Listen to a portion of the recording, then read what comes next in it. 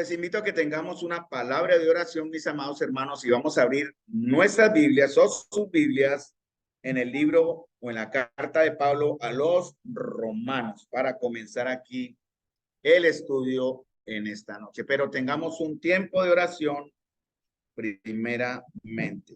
Padre Celestial, damos gracias, Señor amado. En verdad, Señor, por esta hermosa oportunidad de reunidos aquí, Señor, poder recibir de tu palabra la edificación que necesitamos para crecer en la gracia y en el amor los unos a los otros. Gracias, Señor, porque a través de tu verdad vamos a entender una vez más este misterio escondido llamado la iglesia, de la cual ahora nosotros, los aquí presentes, Señor, somos participantes y miembros de la gran familia de Dios, Señor, llegando, buscando el propósito de llegar a ser un templo santo al Señor y también, Padre Celestial, como dice tu verdad, poder crecer en la madurez y en la gracia de nuestro Señor Jesucristo. Te damos las gracias, Padre Celestial, porque tus propósitos eternos se cumplen ahora también en la iglesia de Dios. Te damos las gracias, Señor, por tu pueblo aquí reunido. Te pedimos tu sabiduría, Señor, y que tu espíritu esté obrando y hablando al corazón de quienes hoy, en este momento, ahora, estarán escuchando tu palabra. Te damos las gracias en el nombre de nuestro Señor Jesús. Amén. Muy bien, mis amados hermanos. Vamos a abrir, como dije, la palabra del Señor en la carta a los Romanos.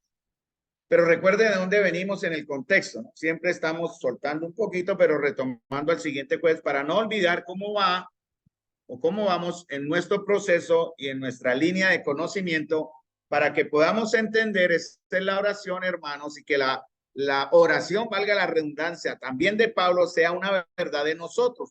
Pablo oraba en Efesios 1:15 al 23 que la iglesia o los que le oían pudiesen tener en verdad tres cosas o recibir tres cosas por medio o a través del Señor. Dice, para que el Dios de nuestro Señor Jesucristo, el Padre de gloria, primero os dé espíritu de sabiduría y de revelación en el conocimiento de él, alumbrando los ojos de vuestro entendimiento. Esa es la primera parte de la oración de Pablo. La segunda es, para que sepáis cuál es la esperanza a la cual él nos ha llamado. Y la tercera es, y cuál es la riqueza de la gloria de su herencia en los santos, y cuál la supereminente grandeza de su poder para con nosotros los que creen. Al final de Efesios 1:15, en el verso 23, en el último, dice, voy a tomarle contexto, no solo en este siglo, sino también en el venidero, sometió todas las cosas a sus pies y lo dio por cabeza sobre todas las cosas a la iglesia, la cual es su cuerpo, la plenitud de aquel que todo lo llena en todo. Entonces, como estamos viendo, amados hermanos, les estoy repitiendo muchas veces algunas frases para que quede en su corazón grabada estas ideas o estas revelaciones, llamémoslo así, del Señor, para que podamos poco a poco entender verdaderamente la razón del por qué hoy estamos en esta noche acá reunidos de esta manera. Vimos en Génesis capítulo 2, versículo 17, cómo el pecado entró en el mundo. En Génesis 2, 17, el Señor advierte, le dice a Adán y Eva que los crea a Adán primero, después forma su ayuda idónea, pero les da una labor, les da una misión y da un mandamiento, él da una ordenanza que el hombre, sobre todo el varón, que era el responsable en ese momento, no acató. Adán nunca dijo nada, Adán nunca habló. Cuando Eva presentó la tentación en el fruto que ella ya había tomado, él no dijo nada y participó del pecado.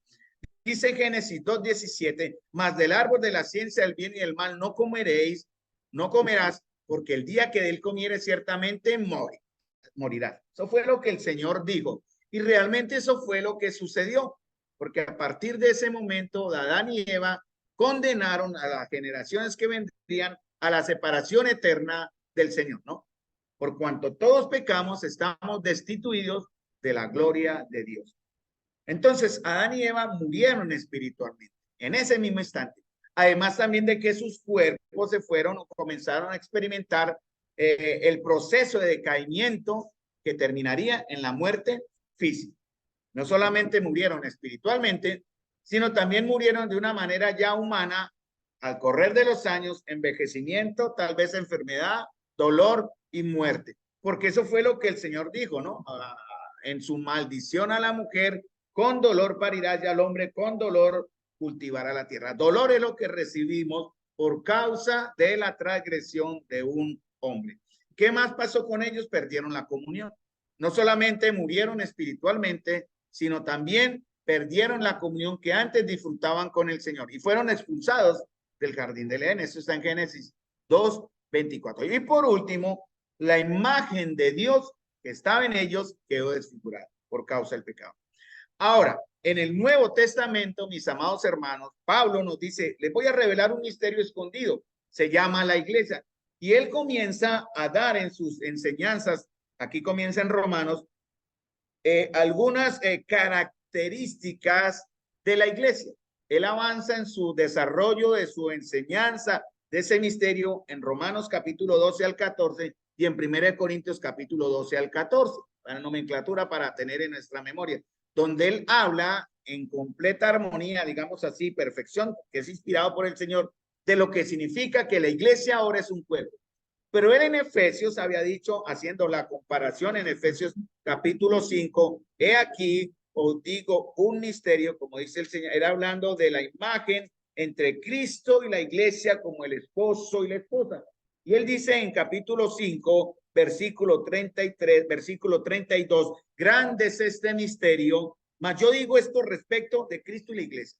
Entonces debemos volver al punto, eso fue lo que hemos hecho, volvimos al punto donde inició el plan de Dios. Génesis capítulo 1 al capítulo 3.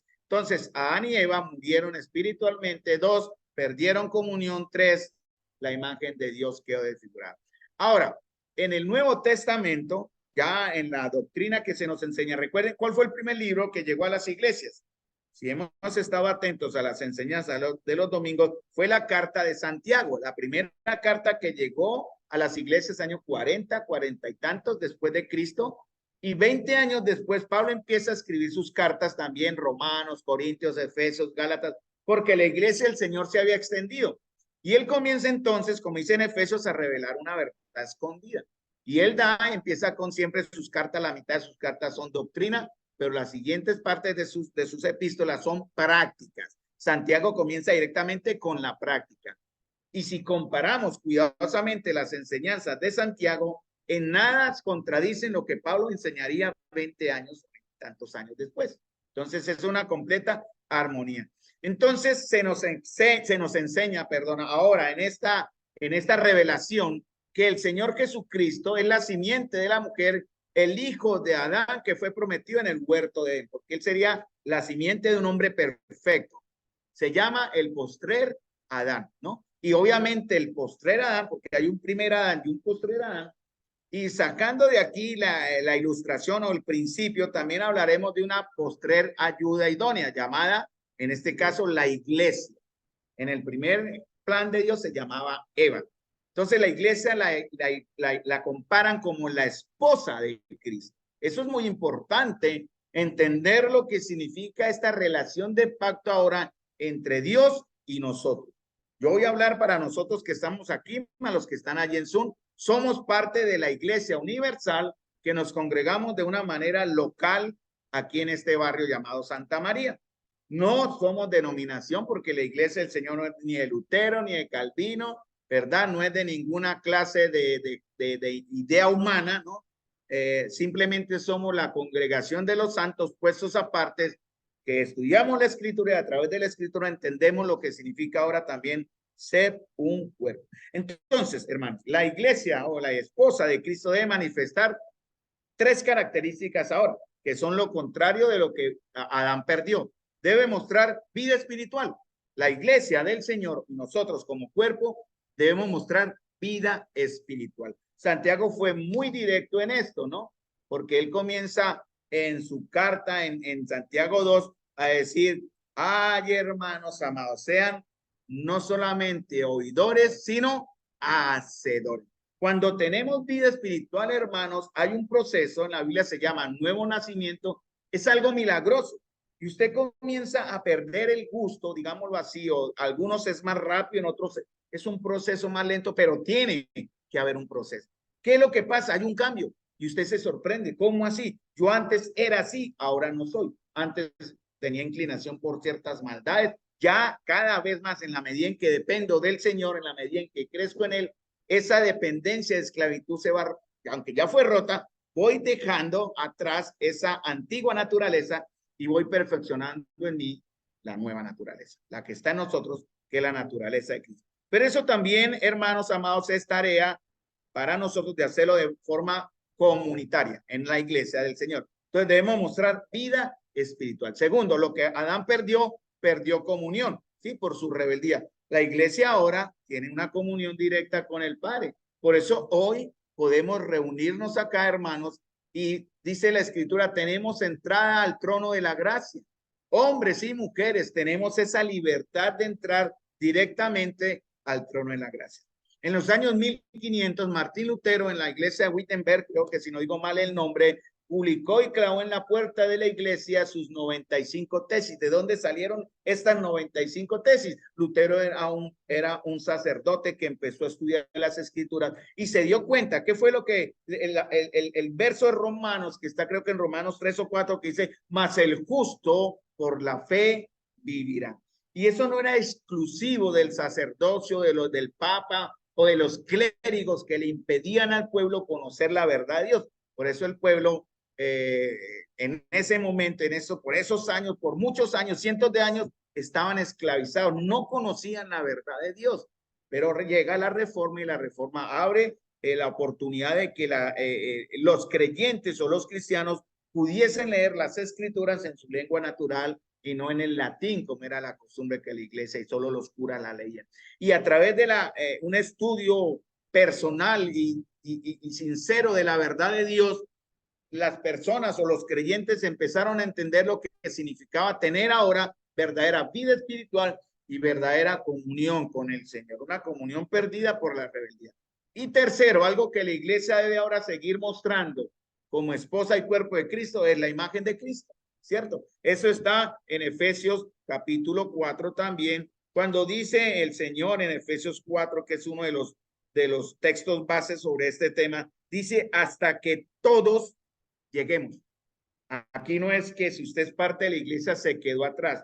Debe y debemos de manera comunitaria como iglesia, pero también de manera individual estar llegando a tener unidad en la fe, dice Efesios 4:13, y del conocimiento. Primero, unidad en nuestra fe. La fe se manifiesta en varias formas. La fe que salva, la fe que es testimonial o lo que las personas ven, y la fe que aprendemos, que es lo que ustedes ahora están conociendo por la enseñanza. Entonces, debemos crecer en tener la unidad en esa fe y del conocimiento del Hijo de Dios. ¿Cómo? A que lo entendamos como un varón perfecto, dice, a la medida de la estatura de la plenitud de Cristo. Eso se llama madurez. Esas tres palabras, a medida de la estatura de la plenitud de Cristo, se llama madurez. ¿Cómo está su madurez, amado hermano? ¿Cómo está nuestra madurez como iglesia al día de hoy? Porque dice el verso 14 de Efesios 4, una razón, para que ya no seamos como niños. Y los niños tienen unas características, ¿no? Y dice aquí unas características. Lo que el Señor quiere es que nosotros ya no seamos niños, sino que hombres y mujeres con una madurez en Cristo que se va a mostrar en nuestra vida como iglesia y como cuerpo, vida espiritual, comunión y la imagen del Señor manifestada o mostrándose en nosotros. Entonces, hermanos, lo que Adán perdió desobedeciendo, cuestionando y negando la palabra de Dios, entrando una realidad nueva, pero que era una realidad falsa porque fue engañado. Bueno, él no fue Eva, Adán tiene más culpa. El postrer Adán, la Biblia llama que hay un otro Adán llamado Cristo Jesús. Creo que ustedes han oído el término, pero ¿qué tanto han estudiado esto de quién es el postrer Adán? Este nuevo Adán vino a restaurar, a hacer nuevo lo que el primer Adán había perdido. Entonces, ¿Cristo qué recupera? Recupera la vida eterna que Adán y Eva perdieron y no la entrega. ¿Qué recupera Cristo? La comunión con el Padre. Por eso en su última oración en Juan 17 es, Padre, para que ellos sean uno, como tú y yo somos uno. Hermanos, estoy tratando de usar términos entendibles para que ustedes comprendan, hermanos amados, la responsabilidad que hoy tenemos. El hecho de que ustedes tengan la palabra de Dios en sus manos ya les hace responsables por lo que están escuchando. Porque realmente ya no podemos decir, bueno, tengo la verdad de Dios, pero bueno, miraré a otro lado, esto no es para mí. Esto no significa, no se aplica, no, hermanos. No es suficiente pensar bien para vivir bien. Del hecho de que pensemos muy bíblicamente y conozcamos doctrina y crezcamos en conocimiento, no nos va a hacer iglesia. Debemos vivir lo que el Señor dice, ¿no? Practicar, no ser solamente oidores, sino hacedores. Y eso solo es posible si tenemos vida espiritual, eso solo es posible si tenemos comunión con el Señor, y eso solo va a ser posible si la imagen de Cristo se está desarrollando en nosotros. Entonces, así como Adán tuvo una esposa que fue sacada de ¿dónde? Su costilla. ¿Quién la formó? Dios mismo, ¿cierto? Adán no tuvo nada que ver en esto. Dios lo durmió. Primero lo preparó, ¿no? Desde Génesis 1, veintitantos hasta Génesis 2, veintitantos, el Señor le pone a Adán una serie de responsabilidades. Cuando Adán ya madura en esto, él entrega su ayuda. Por eso Cristo es el postrer Adán que cumple lo que Adán no pudo hacer. Y él ahora forma. En esta primera idea en Génesis, es Dios quien forma a la mujer, ¿no? Cristo tiene también una esposa que se llama la iglesia. Fue formada, en cierta manera, de su costado, de su herida en la cruz. La relación entre la iglesia y Cristo es un misterio que revela el amor, revela la gracia y revela el propósito de Dios. No sé ustedes cómo se sientan, hermanos, pero yo cada vez que entro a estos textos, me siento tan privilegiado, hermanos, por la gracia que el Señor ha tenido conmigo, y espero que ustedes puedan sentir también el amor de Dios, el privilegio del Señor a tenernos en cuenta, y obviamente la responsabilidad. El primer Adán es gloria de Dios y era gloria de Dios, y la ayuda idónea sería también hecha. Fue construida, formada a partir de un material existente, de su costilla. Esta ayuda idónea recibiría la gloria de ¿quién? Eva. ¿De quién recibiría gloria? De Adán. Eso es lo que dice en Primera de Corintios. Son principios que debemos tener en cuenta porque la iglesia, el Señor es iglesia en un orden que Dios ha establecido. La ayuda idónea, Eva, recibirá su gloria del varón porque será parte de su esencia, los mismos elementos del que se formó el hombre.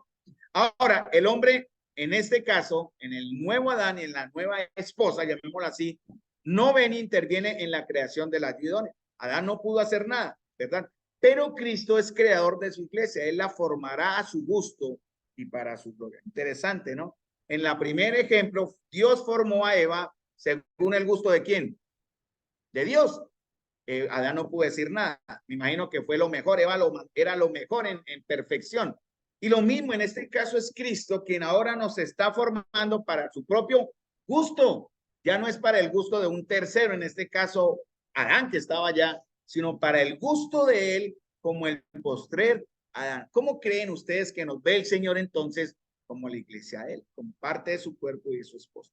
Vamos a Romanos capítulo 5. Creo que solo vamos a alcanzar a ver Romanos, porque para terminar este bloque, terminaríamos aquí la iglesia como un cuerpo en el Antiguo Testamento y viendo su aplicación en el Nuevo. Veremos después la iglesia como un cuerpo con sus dones, veremos después la iglesia como un cuerpo en las ofrendas, vemos después la iglesia como un cuerpo en la cena del Señor y en la adoración y en la alabanza. Pero aquí vamos a ver tres paralelismos, llamemos así. Está en Romanos, nomenclatura fácil de memorizar. Romanos capítulo 5, ¿verdad? Primera de Corintios capítulo 15. Ahí van a ver dos más. Una en Romanos 5 y dos en Primera de Corintios 5, perdón. Dos paralelos. ¿Qué significan estos paralelos? Que nos comparan con el postrer Adán, y eso se aplica a nosotros como iglesia. Vamos a Romanos capítulo 5, versículo 15. Romanos capítulo 5, versículo 15. Y vamos a ver tres versos, Romanos capítulo 5, versículo 15 hasta el versículo 19. Ahí van a ver unos principios. Yo había abierto aquí en Hechos y en Romanos y no me había dado cuenta. Listo, Romanos capítulo 5, desde el versículo 12, perdón, para coger el texto, hasta el versículo 19, ¿no? Leamos, dice la escritura, por tanto, como el pecado entró en el mundo por un hombre, de esto habló el hermano David, creo que el domingo mencionó, y por el pecado la muerte, así la muerte pasó a todos los hombres por cuanto todos pecaron. ¿Qué hace el postrer Adán? vuelve y restablece esta comunión perdida. Y así dice, sigue diciendo, pues antes de la ley había pecado en el mundo, pero donde no hay ley no se inculpa de pecado. No quiere decir que el pecado no existiera, pero como no había un conocimiento de lo que era pecado, en cierta manera, porque el hombre tiene su conciencia que también le acuse, no había excusa. Dice entonces desde el verso 15, porque dicen que verso 14, leamos, terminemos de leer. No obstante, reinó la muerte desde Adán hasta Moisés, cuando empezó la ley, aún en los que no pecaron, a la manera de la transgresión de Adán, el cual es figura del que había de venir. ¿Cuál es la figura del que había de venir? Cristo. Entonces, Adán y Cristo. Debemos tener esto en mente. Entonces, comencemos. Pero el don, ¿cuál don habla aquí? Cuando se habla del don, es el mismo don que está en Efesios. Por gracia sois salvos por medio de la fe, y esto no de vosotros, pues es un don de Dios. ¿Qué significa don? En realidad, don se compara o está asimilado a otra palabra, que está también en Efesios capítulo 2, y que acabé de decir también. El don está relacionado con ¿qué otra palabra? Con la gracia. Entonces, gracia y salvación. Dice, el don, que fue un regalo, no fue como la transgresión, porque si por la transgresión de aquel uno, hablando de Adán, murieron todos, en general, abundará o abundaron mucho más para los muchos la gracia y el don de Dios por la gracia de un hombre, Jesucristo. El pecado es una transgresión. ¿Qué significa transgresión? Una violación de una ley, ¿no? Afectó a todo hombre. ¿Qué trajo? Condenación. Quiero que piensen bajo este concepto, hermanos, aunque estamos hablando de algo que es real, obviamente, y sucede, para nosotros ya no tiene efecto en cierta manera, porque nosotros estamos en una nueva creación. Ya como iglesia estamos en una nueva relación y en un nuevo propósito de Dios. Entonces dice que esta transgresión de Adán trajo ¿qué? Condenación, pérdida de comunión y la pérdida de la imagen de Dios en el hombre. Trajo sentencia de muerte, ¿no? Estableció el dominio de la muerte. En Hebreos dice que, o en Corintios dice que el postrer enemigo que el Señor va a vencer es la muerte física y tanto también la muerte eterna, la muerte total. Y el Señor establece el dominio de la muerte sobre la humanidad por causa de ese pecado, ¿verdad? No hay escapatoria. Todos estamos cubiertos bajo la transgresión de Adán. Pero ahora viene el postrer Adán, Cristo. Dice, pero el don de Cristo, hablando en la segunda parte del verso 15, fue una gracia, es decir, un favor inmerecido de Dios. Entonces, los dones o el don o los dones que se habla acá como la gracia son el resultado de la soberanía y la misericordia de Dios. ¿Y qué hacen ellos? Nos dan todas las herramientas, hermanos, para que nuestra voluntad sea llevada a responder a la convicción del Espíritu Santo. Ahora, algunos piensan que el Espíritu Santo solo debe convencer de pecado, pero él tiene más para convencer. En este momento, espero que el pueblo de Dios aquí presente, como ha sucedido en mi corazón también, podamos en verdad tener convicción. ¿Qué es convicción, hermanos? Certeza de eso que estamos viendo. ¿Para qué? Para que de acuerdo a esto empezamos a responder, empecemos a actuar, empecemos a dar un fruto, empecemos en verdad a mostrar lo que ahora ya somos. Uno de los engaños de Satanás, uno de sus mejores engaños, es hacernos creer, hermanos, que no somos lo que ya ahora somos. Ese es el engaño de Satanás. ¿Qué somos ahora? Somos sus hijos, ¿verdad? Somos herederos de Dios, somos sacerdotes de Dios, en verdad estamos justificados, redimidos, salvos por su gracia. Eso es lo que somos ahora. Pero el enemigo muy inteligentemente aprovecha nuestras debilidades y a muchos les ha convencido que en verdad nunca lo son. Bueno, hay una manera de probarlo, porque el Señor fue muy estricto en esto. Es necesario ver el fruto. Si no hay fruto, es que no hay nada. O no hay raíz, o la raíz no es profunda, o no existe raíz, porque un árbol, como dice, todo buen árbol da un buen fruto. Hermanos, ¿qué estamos entregando? ¿Qué estamos dando nosotros como fruto? No solamente de manera personal, individual, sino también colectivamente como iglesia. Entonces, ¿qué recibimos gratuitamente? El don de la gracia y la justificación. En Romanos 5:15 dice esto. ¿Qué más recibimos? El don de la salvación en Efesios 2:8 al 10. ¿Qué más recibimos? El don de la fe en Efesios 2:8 y en Romanos 12:3, que se activa por la palabra, ¿no? Recuerden cómo dice Romanos 10:17, la fe viene por el oír y el oír por la palabra de Dios. Cuando usted está oyendo, cuando usted está escuchando la palabra de Dios, automáticamente y de manera espiritual su fe se activa. ¿Esa fe de dónde salió? ¿Dónde surgió esa fe? ¿Cuándo la adquirimos? Bueno, fue esa pequeña semilla. Recuerden cómo la compara el Señor, como un grano de mostaza, que es como un granito de arroz, pero cuando crece es un gran árbol. Entonces, por ejemplo, aquí cantamos, si tuviera fe como un grano de mostaza, ¿cierto? Eso te dice el Señor. Tú le dirías a esa montaña, muévete, y en realidad quiere decir que para los hijos de Dios que actuamos bajo la voluntad de Dios, de cierta manera no hay nada que no podamos hacer en el nombre del Señor. Entonces, hermanos, la iglesia como cuerpo y esposa de Cristo vive, crece y se desarrolla bajo esa gracia. Debemos aprender a entender la gracia de Dios, hermanos. No es por nuestras fuerzas.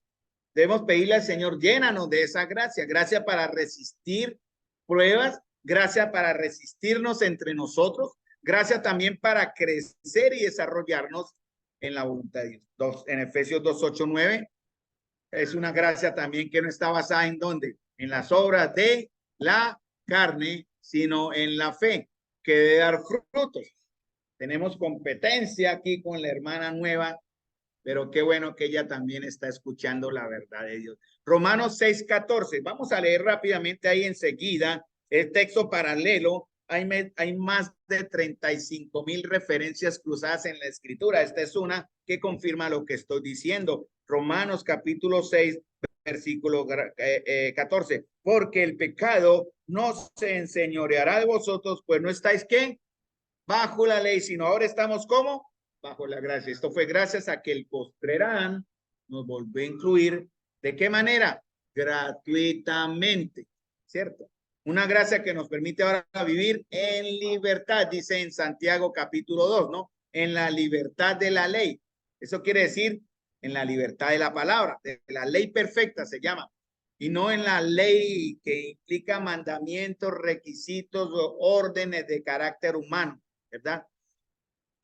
Judas también 14, leamos Judas, yo siempre digo Judas capítulo 1 y Judas es un solo capítulo. Verso 14 de Judas, el antepenúltimo libro de la Biblia o de antes de Apocalipsis, Judas 14 dice,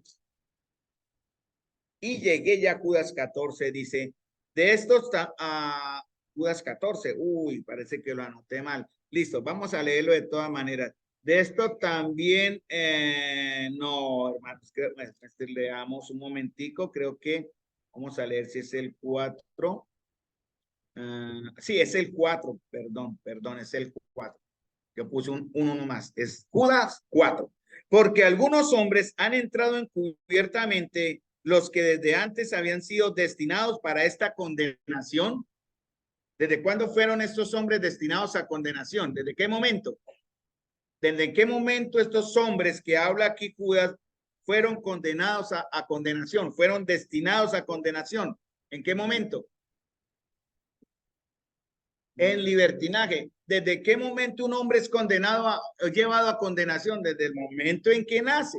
Por eso la paga del pecado es la muerte. Por cuanto el pecado entró en el mundo por un hombre, por el pecado la muerte pasa a todos los hombres por cuanto todos pecaron. Y hay unos hombres que aquí que entran a la iglesia, al cuerpo de Cristo, que eso es lo que dice Judas, advirtiendo de los falsos maestros, dice, algunos hombres han entrado encubiertamente, los que de antes habían sido destinados para esta condenación, hombres impíos que convierten en libertinaje la gracia de nuestro Dios y niegan a Dios el único soberano y a nuestro Señor Jesucristo.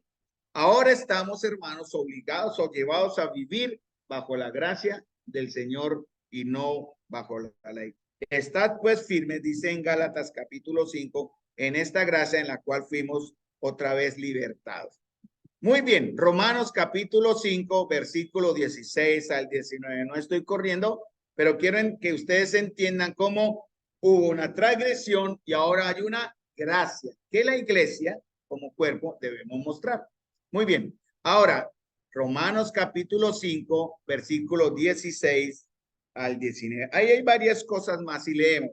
Y con el don, perdón, no sucede como en el caso de aquel uno que pecó, porque ciertamente el juicio vino a causa de un solo pecado para condenación.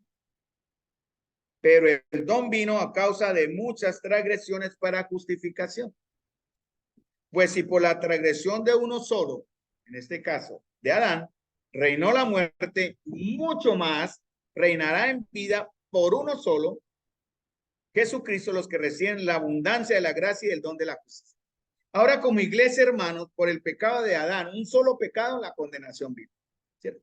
A veces cuando he testificado a algunas personas que creen que no son tan pecadoras, yo les doy el siguiente ejemplo y lo he usado algunas veces aquí en la congregación. Adán fue expulsado de la presencia del Señor por un solo pecado. Si yo peco 3 veces al día, que sería de muy chiripas, pecamos más, de pensamiento, de palabra y de obra, solo son 3 pecaditos al día, ¿cierto? Y de igual manera, si son en un año 365 por 3, son más o menos 3,000 pecados. Si tengo la gracia de vivir 50 años y digamos que un bebé adquiere ya su conocimiento del bien y mal, digamos que a los 5 y ya tiene 50, tiene 45 años de vida, ¿cuántos pecados tendrá? 45,000 pecados. ¿Cómo creen ustedes que una persona entra entonces a la presencia de Dios si por causa de uno solo fuimos expulsados? Pero ahora dice, como dice aquí, si por la transgresión de uno solo reinó la muerte, mucho más. O sea, hay mucha más ventaja, hermanos. Reinará en vida, o sea, nosotros, por uno solo, Jesucristo, los que reciben, ¿cómo? ¿De qué manera? La abundancia de la gracia y el don de la justicia. Y la iglesia debe mostrar ese aspecto de gracia y de justicia. Por eso en Mateo 5 y en Lucas, se me olvidó el texto de Lucas, en el sermón del monte, el Señor dice muy bien en los 7 bienaventuranzas las características de una persona que realmente ha nacido de nuevo también, ¿no? Bienaventurados los que tienen hambre y sed de justicia, porque ellos serán saciados. ¿Qué significa hambre y sed de justicia, hermanos? No tolerar el pecado, no permitir el pecado, no hacer acepción de personas también en la comunión, dolernos por aquellos que sufren. Estamos muy golpeados en lo personal, les confieso con todo, con vergüenza también, obvio, cuando la primera noticia del ataque de estos terroristas a Israel, el dolor que me embargó, hermano, porque yo soy una persona que aprecio mucho al pueblo del Señor. Y me dolió, y ver imágenes, y ver violencia, y ver muerte de los enemigos de Dios, hermanos. Señor. El hermano me mandó, sí, es una Israel espiritual, es verdad. Estamos bajo la promesa de Abraham, ¿no? De aquellos que creeríamos, de aquel que primero creyó, más el justo vivirá por la fe. Pero saben una cosa, hermanos, los judíos están siendo preparados en el plan de Dios para que reconozcan a su verdadero Mesías. Esperamos y sé que el Señor cuidará a su pueblo, los rodeará porque él necesita aprender primero, va a sufrir, van a tener dolor, van a tener miedo. Ya en esta semana empezaron ya a atacar del sur hacia el centro, cerca de la ciudad también donde viven los padres de Alberto, ¿verdad? En Beersheba, que queda cerca de la frontera norte, arriba, y ya no hay seguridad en ninguna parte. Pero hermanos, oremos para que el Señor proteja al pueblo de Dios. No nos alejemos entonces de lo que es de la gracia y el don de la justicia que ahora recibimos nosotros por ser parte del pueblo. Eso significa también, amados hermanos, que también seremos en algún momento perseguidos por la fe y debemos tener la madurez en nosotros formada para que la gracia de Dios nos permita soportar este tipo de prueba. ¿Cómo será el momento cuando alguien venga a matarnos por nuestra fe? ¿Cuál será su reacción? ¿Huirá o esperará? ¿Gritará clamando misericordia o esperará que el Señor sea glorificado en su muerte? Todo esto, hermanos, es gracias a que el postrer Adán nos da en abundancia gracia el don de justicia. ¿Qué iba a decir, hermano? Perdón. Amén. Yo pensé que iba a comentar algo. Muy bien, hermanito Eduardo. Listo. Dice, ¿qué más? Este don abundó y superó el daño causado por el pecado. Y además de gracia recibimos por medio de Cristo, ¿qué? ¿Qué viene con la gracia? Que dice en Romanos 3. Otra palabra. Es la primera palabra en nuestra, realmente, aunque está bien en un paquete, digamos que es la primera palabra que ya nos pone efectivamente en una buena relación con Dios, porque hay redención, que es el pago, y después viene el efecto de ese pago, que se llama ¿cómo? Justificación, donde el Señor dice pago. Mientras hay redención, todavía no hay justificación, ¿verdad? Adán nos vendió. Adán entregó todo señorío a Satanás. En cambio, Cristo lo compró. Pero no lo compró bajo el precio de Satanás. Satanás no puede poner precio. Él lo compró en el precio del mismo, de su propia sangre, y nos da los beneficios a nosotros.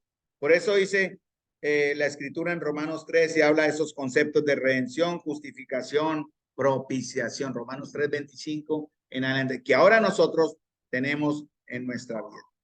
Tercero y último, Romanos 5:19. Porque el próximo jueves vamos a 1 Corintios 15. Ahí vamos a ver dos paralelos más. Aquí solo vimos el de Romanos. Bien, Romanos capítulo 5, versículo 19. Así como por la desobediencia de un hombre, los muchos, recuerden, dice los muchos, no dice todos. ¿Por qué dice los muchos y no todos? Porque ancha es la puerta y estrecho es el camino que lleva a la vida eterna. Ancha la puerta que lleva a la perdición y muchos andan en ella. Pero solo unos cuantos en verdad llamados los salvos, que somos nosotros, que aquí dice los muchos, no será para todos. Dice, los muchos fueron constituidos pecadores, así también por la obediencia de uno, los muchos serán constituidos justos. Cuando habla de esto, quiere enfocarse en lo que ahora ya somos. Fuimos constituidos pecadores, ahora, hermanos, somos constituidos como, dice acá, justos. Esto es la obra del Señor, la obra del postrer Adán. El primero, por desobediencia, rechazó la voluntad de Dios, pero el don de Cristo fue la obediencia. ¿Cuál fue su obediencia? Dice Filipenses 2, el cual siendo en forma de Dios, no valoró esa forma, el ser Dios, como algo a que aferrarse, sino que se humanó, tomando forma de siervo y hecho semejante a los hombres, fue obediente hasta la muerte y muerte de cruz. Era la única manera, hermanos, en que él mismo, y miren cómo es la paradoja de la vida, el hombre jamás, nunca podría pagar su redención, es imposible. Y el ofendido paga el precio para redimir al ofensor. Adán nos vendió, Cristo nos compró basados en su propio valor. Entonces, Pablo concluye que la obra de Cristo, como el postrer Adán, es la base de la salvación y la esperanza de nosotros como creyentes que participamos de su resurrección y de su gloria. Hermanos, si la iglesia debe desarrollar en nosotros estos nuevos maneras de ser, justicia, ahora somos declarados justos, ¿qué más? Gracia, ¿verdad? Vivir en la gracia, vivir en el aspecto como salvos en la gracia y no bajo legalismos, y otros conceptos que veremos a través del paralelo en 1 Corintios 15, 20, 28 y 1 Corintios 15, 45 en adelante, que son los otros dos más que faltan. Vamos a dejar acá, mis amados hermanos. Espero que hayan entendido. Si hay dudas, yo estoy leyendo, mostrando la escritura. No se queden con la duda. Estamos aquí listos, dispuestos, sin duda, para guiarles en cualquier aparente confusión que puedan tener ustedes. No debe haber, obviamente. La escritura es muy clara, pero de igual manera, estamos los maestros con el hermano David y mi persona listos para cualquier duda que ustedes tengan con la verdad de Dios. Estudiarla diligentemente, mis amados hermanos, y poder entonces crecer como iglesia y como cuerpo. Vamos a terminar con una palabra de oración.